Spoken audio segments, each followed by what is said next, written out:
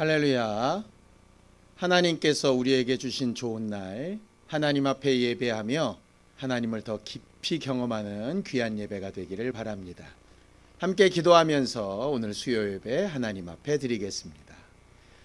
하나님 아버지, 오늘도 우리에게 생명과 호흡을 주시고 하나님의 이름을 부르며 찾을 수 있는 믿음을 주셔서 감사합니다. 하나님 앞에 정직한 자기의 믿음을 잘 고백하며 하나님을 만난 기쁨으로 충만한 예배에 성공하도록 도와주시옵소서. 예수님의 이름으로 기도하였습니다. 아멘. 하늘에 계신 우리 아버지여, 이름이 거룩히 여김을 받으시오며 나라의 마옵시며 뜻이 하늘에서 이룬 것 같이 땅에서도 이루어지이다. 오늘날 우리에게 일용할 양식을 주옵시고 우리가 우리에게 죄 지은 자를 사하여 준 것 같이 우리 죄를 사하여 주옵시고 우리를 시험에 들게 하지 마옵시고 다만 악에서 구하옵소서. 나라와 권세와 영광이 아버지께 영원히 있사옵나이다. 아멘. 찬송가 524장 함께 하나님 앞에 찬양하겠습니다. 찬송가 524장입니다.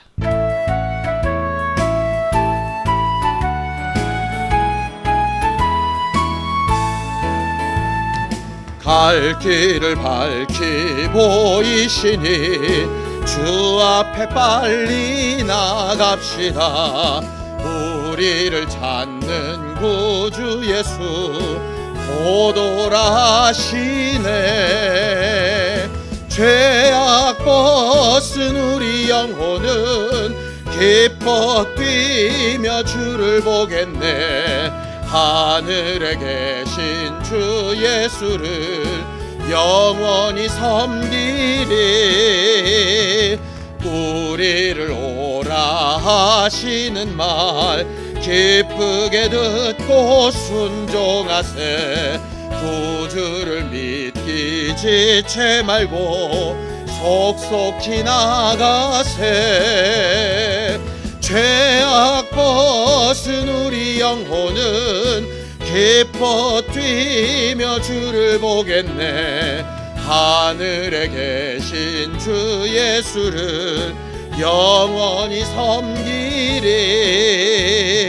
주 오늘 여기 계시오니 다 와서 주의 말씀 듣세. 듣기도 하며 생각하니 참 진리시로다. 죄악 벗은 우리 영혼은 기뻐 뛰며 주를 보겠네. 하늘에 계신 주 예수를 영원히 섬기리.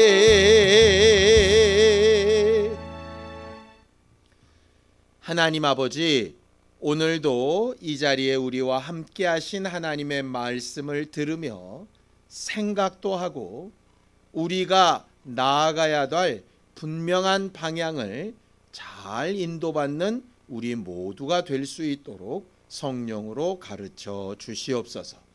믿음으로 언금한 손길들 위에 복을 주시고 저들이 주께 행한 모든 일들을 기억하사 저들의 행한 모든 선택과 결정이 주 예수 복음을 증거하는 일에 잘 사용되도록 도와주시옵소서.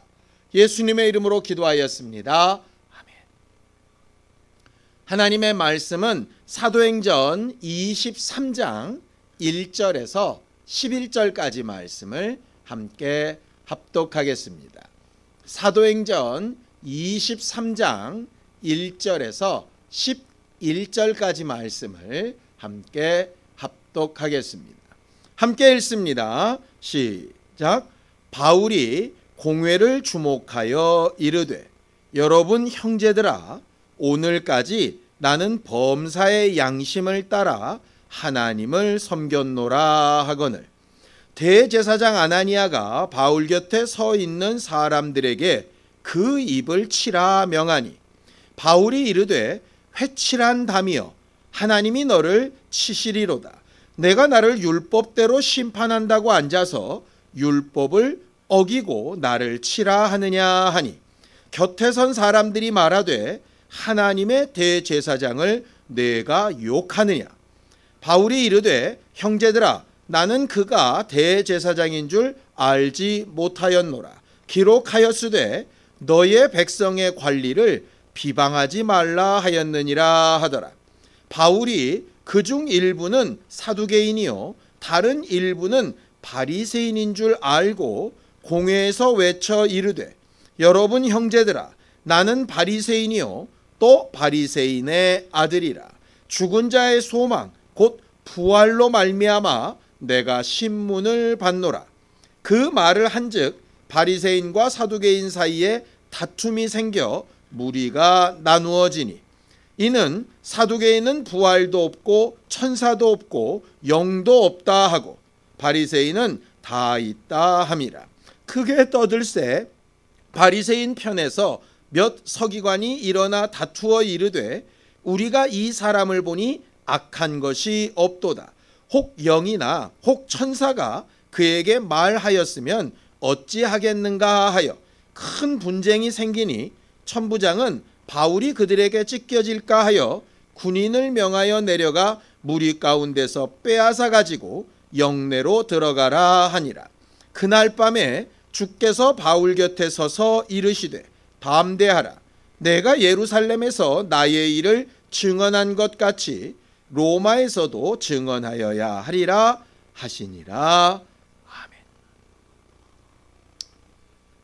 신앙생활은 우리의 방향이나 편안해 보이는 목적을 이루기 위해서 하는 것이 본래의 목적이 아니고 하나님이 계획하시고 뜻하신 것을 알고 믿고 따라가려고 하는 것이 신앙생활의 본질적인 의미입니다. 종교생활은 자기의 마음의 평안이나 자기가 원하는 어떤 일을 이루기 위한 도구로서 하는 일이라면 우리가 말하는 신앙생활은 우리의 필요에 의하여 도구로 사용하는 하나님, 도구로 사용하는 하나님의 말씀이 아니라 하나님께서 본래 우리를 만드시고 본래 계획하시고 본래 우리를 통하여 일하고 싶어 하셨던 그 일과 그 방향을 알고 순종하고 이루어 나가는 것을 신앙생활이라고 알고 있어야 합니다. 예수께서 이 땅에 오셔서 계속해서 나는 내 뜻, 내 바램, 내 소원을 이루러 온 것이 아니라 내 아버지의 말씀, 내 아버지의 뜻을 이루러 왔다라고 계속해서 가르치시고 말씀하신 이유가 신앙생활의 본래의 목적이 어디에 있는가 하는 것을 가르쳐주고 있는 것이죠. 우리가 잘 아는 말씀 요한복음 17장 3절에도 영생은 유일하신 참 하나님과 그의 보내신 자 예수 그리스도에 대하여 아는 것이다 이렇게 되어 있습니다. 영생은 내가 바라고 원하는 일들이 이루어지는 것이다 라고 되어져 있지 않고 유일하신 하나님과 그가 보내셔서 자신의 뜻을 이루게 하신 하나님의 아들 예수 그리스도에 대해서 그분이 가지신 뜻과 그 목적과 방향에 대해서 알고 순종하는 것이 영생이다 라고 이렇게 이야기하는 것이죠. 그래서 신앙생활을 할 때 우리에게 가장 중요한 것이 뭐냐 하면 하나님의 뜻, 하나님의 방향, 하나님의 바램이 무엇인가를 알고 이해하는 것이 굉장히 중요합니다. 그냥 우리의 믿음을 일반 세상 사람들이 자신들의 신념을 찾는 것처럼 아니면 다른 종교에서 어떤 이상향을 두고 자기의 생각에 만족감을 위하여 가는 것처럼 그렇게 한다면 우리는 하나님이 우리에게 가르쳐주고 싶어 하시는 것과는 전혀 다른 방향으로 가고 있는 사람들일 수 있는 것이죠. 그래서 성경은 이렇게 얘기합니다. 에베소서 5장 17절에 그러므로 어리석은 자가 되지 말고 오직 주의 뜻이 무엇인가 이해하라 이렇게 되어져 있습니다. 다른 번역본에 보면 어리석은 자가 되지 말라라고 하는 말은 지각 없는 자처럼 살지 말고 생각 없는 사람처럼 살지 말고 이런 뜻입니다. 무조건 무작정 이렇게 하지 말고 도대체 이걸 왜 해야 되는지 어떻게 하라고 하는 것인지 이해하도록 하라. 이해라고 하는 게 뭡니까? 어떤 사람의 말이나 설명을 듣고 완벽하게 그 뜻과 동의되어져서 그렇게 말한 것대로 움직일 때를 이해되어졌다라고 얘기하는 겁니다. 그냥 머리만 끄덕인다고 이해가 된 게 아니고 그것이 확실히 내 생각을 바꾸어서 그렇게 행동하도록 만들어지는 게 결국 이해하는 겁니다.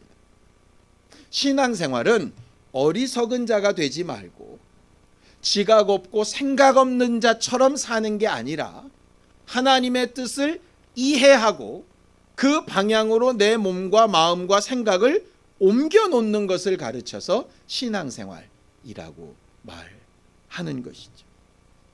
어떻게 하면 어리석은 사람이 될까? 지각이나 생각 없이 사는 사람이 될까? 아마도 자기가 지금까지 가지고 있는 생각이 100% 옳다라고 생각하면 생각 없이 살 것 같습니다. 왜? 다른 것을 생각할 필요가 없잖아요. 무조건 자기가 믿는 게 다 옳으니까. 결국 자기 생각이 옳다, 자기가 가진 것이 전부다, 자기 이상 아무것도 없다. 그 다른 말로 뭐라고 얘기합니까? 교만이라고 얘기하죠. 결과적으로 지각 없는 삶, 어리석은 삶, 고집스러운 삶, 변화가 되지 않는 삶이라는 뜻은 교만한 삶이라고 하는 말입니다. 교만한 것은 신앙생활을 하는 모습이 있어도 영생으로 가기, 하나님의 뜻대로 살기 대단히 어려운 조건이 되어집니다. 겸손이라고 하는 것은 하나님의 말씀, 먼저 믿는 자들과 또 내 생각과 다른 이들의 것을 듣고 과연 그것이 그런가 올바른 판단을 하고 생각을 해보고 거기에 나를 맞춰보고 하는 노력이 필요한 거죠. 그래서 신앙생활은 무조건 믿어, 그냥 믿고 봐 라고 하는 것은 사실상 틀린 이야기입니다. 예수께서도 그래서 그의 제자들에게 설교하시고 따로 불러 설명하시고 가르치시고 체험하게 해보시고 실습하게 해보시고 실제로 그렇게 살아보게 하시고 그 결과를 와서 보고하게도 하시고 이렇게 하셨던 겁니다. 우리가 주일날 예배를 드리고 아니면 모임이나 성경 공부 때 말씀을 배운 이후에 실제로 한번 살아보고 거기가 되는 것, 안 되는 것, 왜 안 됐는지, 되었다면 어떤 능력으로 된 것인지 생각해보고 결론을 내리고 올바른 방향을 계속 찾아가는 것, 이것은 신앙생활에서 굉장히 중요한 문제이지요. 알지 못하는 무지함은 그냥 무지한 걸로 끝나지 않습니다. 호세아서 4장 6절에 하나님께서 내 백성들이 망하는 이유를 이렇게 얘기하시죠. 내 백성이 지식이 없으므로 망하는도다. 왜 지식이 없느냐? 네가 지식을 버렸으니 나도 너를 버려 내 제사장이 되지 못하게 할 것이라. 내가 내 하나님의 율법을 잊었으니 나도 내 자녀들을 잊어버리리라. 머리가 나빠서가 아닙니다. 듣고 보고 배운 것이 있는데 그 하나님의 말씀을 버린 거예요. 율법의 기준을 버린 겁니다. 자기 마음대로 사는 거죠. 무슨 얘기냐? 하나님의 뜻이 있고 자기의 뜻이 있는데 자기의 뜻이 하나님의 뜻을 이기는 겁니다. 하나님의 뜻이 나를 이해시키지 못한 거죠. 하나님의 말씀이 나를 변화시키지 못한 겁니다. 그 결과가 뭐냐? 무지하게 된 거죠.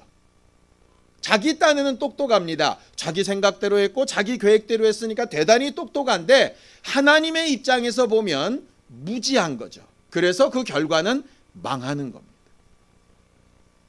성경에 예수가 그렇게 말씀하셔도 그들이 듣지 아니하고 들어도 깨닫지 않고 깨달아도 순종치 않고 하는 모든 문제가 다 마찬가지입니다. 우리가 수십 년 동안 신앙생활을 해오면서도 말씀을 들으려고 하지 않고 들어도 이해하려고 하지 않고 이해해도 행동하려고 하지 않는 것과 마찬가지죠. 왜 그런 일이 벌어질까요? 에베소서 4장 18절입니다. 함께 읽습니다. 시작. 그들의 총명이 어두워지고 그들 가운데 있는 무지함과 그들의 마음이 굳어짐으로 말미암아 하나님의 생명에서 떠나 있다. 이렇게 되어져 있습니다. 무지함, 자기들이 하나님에 대하여 알려고 하지 않고 하나님의 말씀이 들려와도 마음이 딱딱하게 굳어서 변화되려고 하지 않는다면 하나님의 생명에서 이미 떠난 거라는 거죠. 단순히 말씀을 몇 구절 몰라서 망한다 뭐 이런 거 아닙니다. 설교를 많이 안 듣고 성경 공부를 안 하니 망한다 뭐 이런 얘기 아닙니다. 하나님의 말씀이 우리에게 영향력을 미치지 못하고 있다는 거죠. 이 말씀을 준비하다가 참 재밌는 말씀을 하나 발견했습니다. 예레미야 22장 21절에 보면 이런 말씀이 있습니다. 예레미야 22장 21절입니다. 함께 읽습니다. 시작. 내가 평안할 때에 내가 내게 말하였으나 내 말이 나는 듣지 아니하리라 하였나니 내가 어려서부터 내 목소리를 청종하지 아니함이 내 습관이라.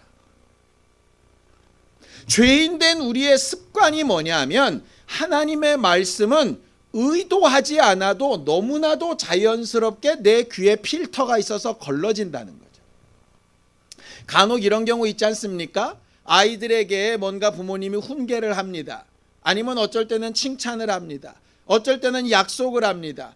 그 자녀들에게 뭔가 해야 될 부분을 이야기하고 그렇게 되면 내가 너에게 어떤 약속으로 뭔가 상을 주겠다라고 얘기를 합니다. 그런데 어떤 부분만 듣죠? 너 어떻게 하면 이라는 조건은 잘 안 들리고 내가 네게 어떻게 해줄게 라는 부분만 들립니다. 필터링이 되는 거죠.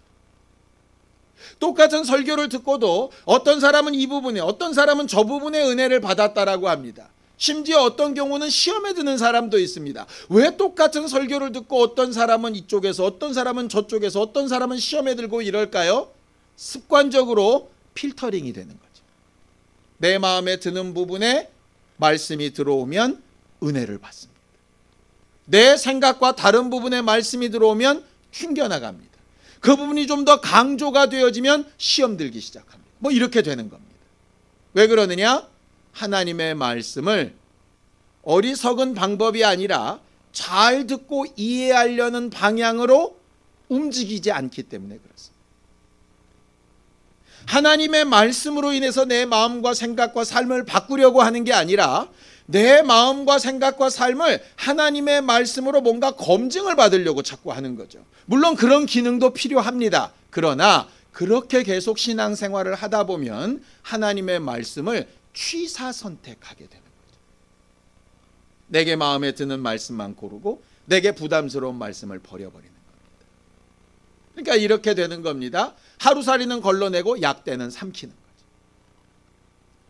과거 예수님 시대에 외식하는 서기관들과 바리새인들에게 야단을 치셨을 때 그들의 행태가 그러했습니다.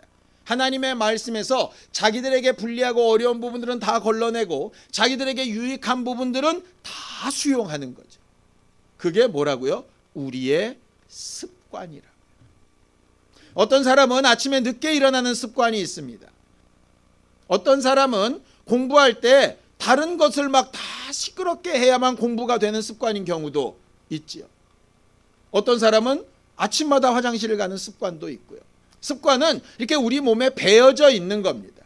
좋은 습관이라면 당연히 그걸 잘 유지해야 되겠죠. 그러나 잘못된 습관이라면 고치는데 꽤 많은 신경과 노력을 써야 할 겁니다. 하나님의 말씀을 청종하지 않는 것이 내 오래된 습관이라. 그 습관을 어떻게 바꿀 것인가? 잘 듣지 않으려고 하는 것을 바꾸려면 들으려고 그만큼 노력해야 되겠죠. 바꾸지 않으려고 하는 게 습관이라면 바꾸려고 노력을 해야 될 겁니다. 노력이란 거 절대 쉽지 않습니다. 그러나 그 노력을 하지 않으면 무지함이 깨지지 않고 무지함이 깨지지 않으면 교만도 깨지지 않고 교만이 깨지지 않으면 생명으로 옮겨가는 방향도 틀어져 버리게 됩니다. 자기가 생각하는 옳다 하는 바 그 끝에 마치 생명이 있는 것처럼 막무가내로 달려가다가 마지막 어느 순간에 나도 내 믿음을 감당하지 못하는 상황이 벌어지게 될 때가 있는 거죠. 우리는 제발 무지한 사람들이 되지 아니하고 과거에 청종하지 않는 내 습관에 매여 살지 아니하고 습관을 조금씩 고쳐가면서 하나님을 알아가면서 하나님이 원하시는 방향과 길을 향해 가면서 우리의 신앙생활을 조금씩 발전시켜가는 귀한 교회들이 되기를 예수님의 이름으로 축원합니다. 오늘 성경 본문에 가면 사도 바울이 공회에서 재판을 받는 사건을 기록하고 있습니다. 공회라고 되어져 있죠. 말 그대로 산헤드린 공회를 얘기하는 겁니다. 지금으로 따지면 국회 같은 곳이죠. 종교인들이 모여서 거기에 합당한 재판을 하는 겁니다. 율법에 대한 해석도 하고 율법에 따른 재판도 하는 거죠. 엄격하게 얘기하면 입법부와 사법부와 같이 있는 것과 마찬가지입니다. 그 구성은 한쪽은 사두개인, 한쪽은 바리새인입니다. 사두개인과 바리새인이 사실상은 반대 입장을 많이 가지고 있지만 예수를 죽이는 일에는 마치 헤롯과 빌라도가 친구가 되는 것처럼 한 마음이 되어져서 사도 바울을 징계하러 모이게 된 것이죠. 이런 공회 재판이 왜 열렸느냐? 한 가지 이유 때문입니다. 천부장이 사도 바울이 로마 시민인 것을 알지 못했을 때는 정식 재판을 할 필요를 못 느꼈을 겁니다. 그래서 그냥 일반 대중들에게 내놓고 증거를 얻으려고 했고 그게 안 되니까 매질을 하려고 했죠. 그런데 로마 시민인 것을 딱 아는 순간에 행동이 달라지기 시작합니다. 참 재밌는 얘기입니다. 뭡니까? 알게 되면 행동과 선택이 달라집니다. 모르면 그냥 습관적으로 할 수 있는 행동이 알게 되면 그렇게 하지 않도록 됩니다. 오늘 말씀의 첫 번째 중요한 기준이 바로 그겁니다. 영생에 대해서 알게 되면 삶이 바뀌어야 됩니다. 예수에 대하여 알게 되면 생각이 바뀌어야 됩니다. 하나님의 뜻에 대하여 알게 되면 우리들의 선택과 결정이 달라져야 됩니다. 하나님이 기뻐하시는 것이 뭔지 알게 되면 우리의 습관이 바뀌어야 하는 거죠. 만약에 알았다고 하는데 바뀌지 않았다면 둘 중에 하나입니다. 제대로 알지 못했든가 알았으나 그거를 내 습관을 바꾸지 않아서 안 지식이 나에게 아무런 효력이 없거나 둘 다 문제가 심각한 것이죠. 어쨌든 천부장은 사도 바울이 로마 시민권자임을 안 순간에 방향을 바꿔서 올바른 선택을 합니다. 그래서 공회에 올리죠. 거기에 또 다시 알고 모르고에 따라서 어떤 선택이 달라지는 내용이 또 하나 있습니다. 사도 바울이 자기가 율법을 선한 양심을 따라 지금까지 지켜왔다는 얘기를 하는데 거기에 대제사장 아나니아가 그 사도 바울의 입을 치라고 명령합니다. 이게 뭐가 잘못됐냐면 이게 잘못된 겁니다. 율법은 죄가 확실하게 정해져야 거기에 대한 징벌이 가능합니다. 죄가 확실하지 않으면 징벌할 수 없습니다. 그런데 이 아나니아는 지금 바울이 자기는 율법에 맞춰 선한 양심대로 살았다고 얘기하는데 입을 치라고 했거든요. 그러니까 율법과 행동이 다른 거죠. 그러니 사도 바울은 거기에 대해서 대항하는 겁니다. 어떻게 율법으로 나를 재판한다라고 하는 사람들이 율법을 어기고 내게 체벌을 명할 수 있는가? 적어도 율법으로 재판을 한다는 사람들이라면 자신들이 율법을 지켜야 하지 않겠는가? 우리가 국회의원 선거를 하죠. 최소한 다른 건 몰라도 법을 만드는 사람들이라면 법을 지켜야 되지 않겠습니까?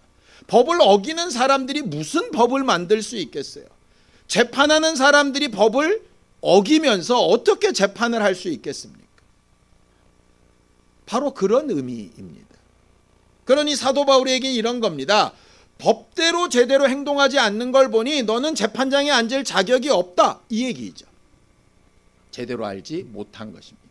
두 번째 알지 못한 것이 있죠. 옆에 있는 사람이 그렇게 말한 대제사장 아나니아가 대제사장이라고 바울에게 말을 해줍니다. 바울은 이렇게 얘기하죠. 내가 대제사장인 줄 몰랐다. 율법에 능통하고 모든 법 심판의 마지막 결정권자인 자가 그렇게 율법을 초월하여 행동할 줄 몰랐기 때문에 당연히 나는 대제사장이 아닐 거라고 생각했다. 만약에 내가 대제사장인 줄 알았다면 나는 율법대로 백성의 관원을 비난하지 않았을 거다. 이렇게 얘기하는 거죠. 이 얘기가 뭡니까? 알았다면 그렇게 행동하지 않았을 거다. 모르면 실수가 가능하다. 이런 얘기죠. 가능하기 때문에 괜찮다는 얘기가 아닙니다. 알면 그렇게 아는 대로 행동을 하는 것이 옳다라는 얘기를 또다시 반복하고 있는 겁니다. 그렇다면 알면 다 좋은 것인가?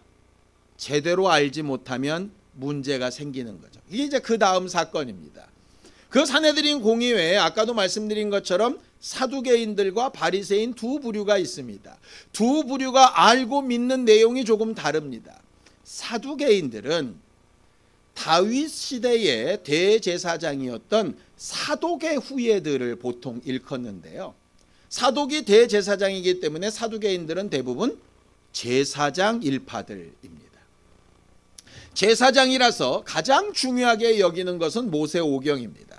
모세오경 이외에 다른 성경들은 정경으로 인정하지 않습니다. 다른 전통들도 인정하지 않습니다. 새로운 예언이나 이런 것에도 굉장히 인색합니다. 모세가 전해준 5가지의 책 이외에는 그들에게 규범이 없다라고 굉장히 협소하게 모든 것을 해석하는 사람들입니다.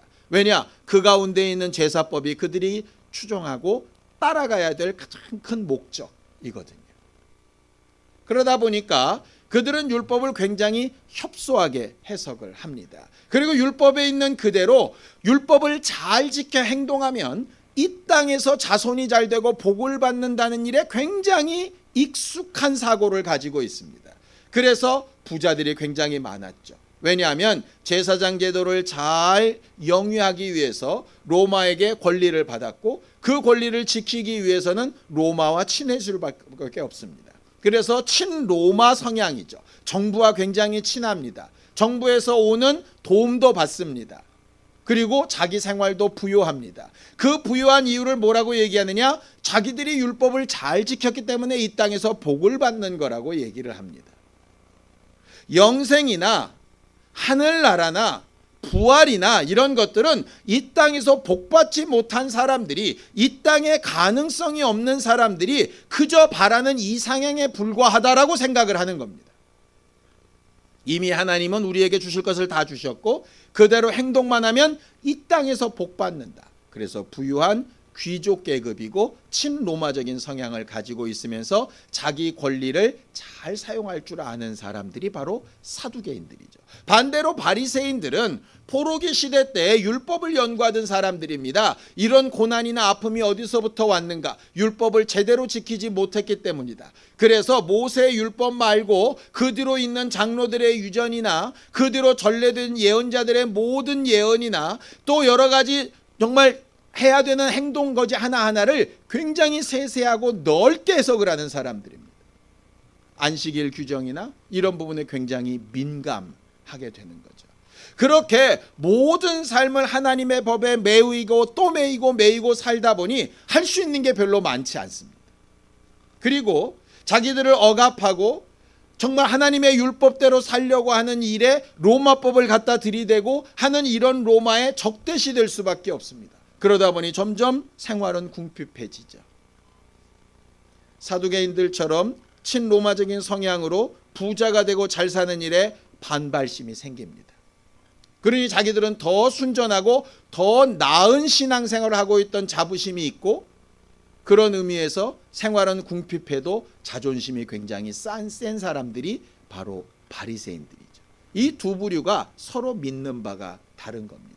재밌지 않습니까? 율법을 명하신 분도 하나님이고 그 모든 예언자들의 예언을 명하신 분도 하나님이십니다. 이 사람들이 섬기고 있는 대상은 둘 다 하나님입니다. 그런데 똑같은 하나님을 섬기는데 완전히 다른 방향에서 섬기는 거죠. 왜 그랬습니까? 자기들의 생각입니다. 하나님의 말씀 중에 자기들에게 맞는 부분만 선택을 하는 거죠. 이 둘이 공동의 적으로 삼는 예수는 공동에게 불리한 부분이기 때문에 적이 된 겁니다. 그런데 그 다음 여러분들 보셨죠? 바울이 자기가 바리새인이라고 얘기를 하면서 부활 때문에 고난을 받는다라고 이야기를 합니다. 자, 사도행전 23장 8절에 보면 이렇게 얘기하죠. 함께 읽습니다. 이는 사두개인은 부활도 없고 천사도 없고 영도 없다 하고 바리새인은 다 있다 함이라. 지금까지 바울이 잘못됐다고 얘기했던 바리새인들이 바울이 바리새파고 바울이 부활 때문에 고난을 받는다는 말을 하니까 자기의 마음과 같거든요. 그러니까 갑자기 바울은 아무 잘못이 없는 사람이 돼버리는 겁니다. 재밌지 않습니까? 자기들이 원하는 바에 같으면 괜찮은 사람이고 자기들이 원하는 바에 다르면 나쁜 사람이 되는 상황인 겁니다. 결국 하나님의 법, 하나님의 뜻, 하나님의 말씀이 정확한 판단을 내리는 도구가 아니라 자기들의 판단을 보조하는 도구가 되어져 있는 거죠. 결국 이 일로 인해서 그 재판장이 다시 혼란스럽게 되고 어렵게 됩니다. 사람들이 바라는 해결, 그 재판에서 바울이 무죄로 풀려나오고 그 재판에서 예수의 복음이 더 전파되어서 다 사람들이 예수를 믿는 자들이 되고 그 상황에서 하나님의 능력과 역사가 드러나면서 모든 일이 막 다 뒤집어지고 평강이 오고 막 이런 거를 사람들이 좀 꿈꿨을 텐데 그런 것과 전혀 다른 방향으로 흘러가기 시작합니다. 그래 놓고 다시 갇혔을 때에 바울에게 하나님께서 이렇게 말씀하십니다. 네 생각에는 편안한 해결, 이 논쟁의 끝, 올바른 정답을 찾는 것, 사두개인이 옳으냐 바리새인이 옳으냐에 대한 결론, 이런 것들이 더 필요하다고 생각할지 모르겠으나 내 뜻은 당장의 그 문제가 해결되는 것보다 더 중요한 방향이 있는데 그 방향이 이것이라고 23장 11절에 얘기합니다. 사도행전 23장 11절 함께 읽습니다. 시작. 그날 밤에 주께서 바울 곁에 서서 이르시되 담대하라. 내가 예루살렘에서 나의 일을 증언한 것 같이 로마에서도 증언하여야 하리라 하시니라. 하나님이 원하시는 방향은 바울이 풀러나서 자유하게 되는 게 아닙니다. 사두개인이 옳으냐 바리새인이 옳으냐의 결론을 내는 것도 아닙니다. 이 혼란이 잠잠해지고 평안한 생활로 돌아가는 것도 아닙니다. 하나님이 원하시는 건 어떤 상황에서든 예수의 복음이 바울을 통하여 증언되는 겁니다. 어떤 경우 우리가 원하는 대로 일이 잘 해결될 때도 있고 어려움이 있을 때도 있습니다. 우리가 원하는 만큼의 충분한 해결이 될 때도 있고 뭔가 찝찝하게 남는 경우도 있을 수 있겠죠. 어떤 경우는 우리가 전혀 원치 아니하는 기분 나쁜 방향으로 일이 갈 수도 있을지 모르겠습니다. 우리들은 그럴 때마다 고민하죠. 뭐가 문제지? 뭐가 잘못됐지? 그런데 오늘 하나님의 말씀을 가만히 보면 그 일의 해결도 물론 중요하지만 그것보다 더 중요한 내 방향이 있다. 너희들이 바라고 원하고 꿈꾸는 것을 이루는 것도 중요하지만 그것보다 훨씬 더 중요한 내 뜻과 내 방향이 있다. 그건 뭐냐? 어떤 상황에서라도 예수 그리스도의 복음이 증언되는 것이다. 우리의 신앙생활에서 우리가 이해하고 설득되어야 하고 우리가 청종해야 될 방향이 바로 그것입니다. 어려움 가운데서도 방향이 올바르다면 그 방향을 향해서 가는 것이죠. 이 부분을 위해서 우리는 하나님의 뜻을 알고 이해하는 것이 필요합니다. 청종하지 않는 옛 습관에서 벗어나는 것이 필요합니다. 무지했던 데서 벗어나서 생명의 길 쪽으로 조금 더 다가가는 것이 필요합니다. 예수께서 제자들에게 이렇게 말씀하십니다. 요한복음 3장 11절입니다. 진실로 진실로 내게 이르노니 우리는 아는 것을 말하고 본 것을 증언하노라. 그러나 너희가 우리의 증언을 받지 아니하는도다. 예수는 이 땅에 계시면서 예수의 증언을, 예수님의 제자들의 증언을 받지 않는 자 앞에서도 계속 증언하십니다. 왜? 하나님의 뜻은 예수 복음이, 하나님의 뜻이 계속 증언되는 것입니다. 우리가 원하고 바라는 방향대로 그 증언이 이루어진 것도 중요하고 그것으로 인해서 아주 아름다운 결과를 내는 것도 참 중요하지만 하나님이 원하시는 가장 중요한 방향은 어떤 상황에서든 예수 그리스도의 복음이 증언되는 것입니다.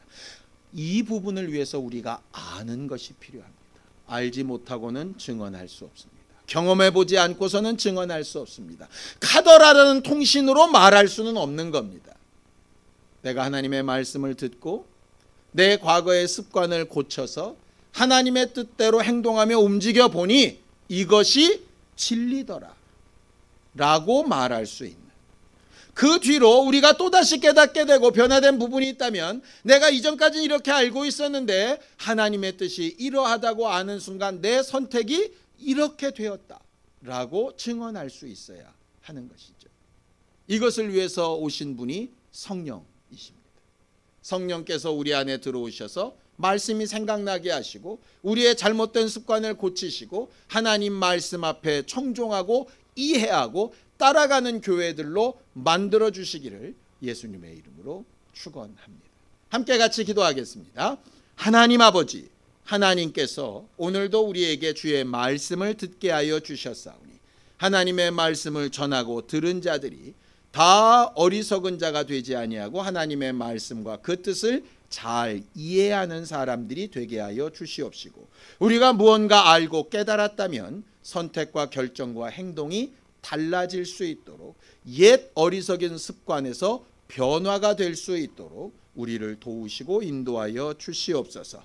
각각 저들이 이른 상황들이 다르고 저들이 처한 환경들이 다르오니 하나님께서 우리 모두와 함께하여 주셔서 각각 있는 그 자리 그 환경에서 하나님의 뜻대로 살 수 있는 방향을 향해 한 걸음씩 한 걸음씩 옮겨가도록 도와주시옵소서.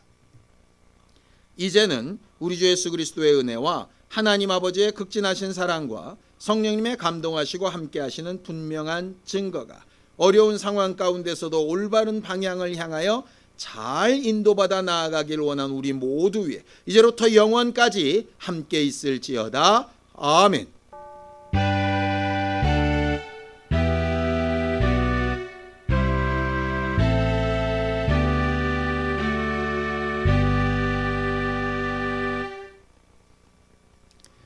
우리 예배와 함께 하신 하나님 앞에 감사하겠습니다. 감사합니다.